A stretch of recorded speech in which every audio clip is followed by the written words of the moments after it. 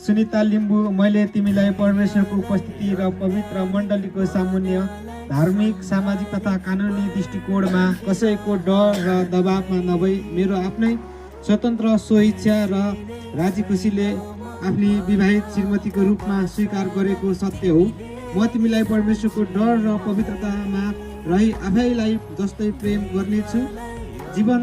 जीवनको सुख दुःख, घटी कमी, आपत्ति विपत्ति र अङ्गभङ्ग भएको अवस्थामा पनि इमान्दारी र विश्वास योग्य भई आफ्नो कर्तव्य पुरा गर्नेछु। जीवनको हरेक पलहरूमा एक आपसमा मिलेर प्रार्थना गर्दै अघि बढ्दै जानेछु। हामीलाई मृत्युले अलग नगरेसम्म तिमीलाई कुनै रीतिले त्याग्ने छैन भनी प्रतिज्ञा गर्दछु। आमेन।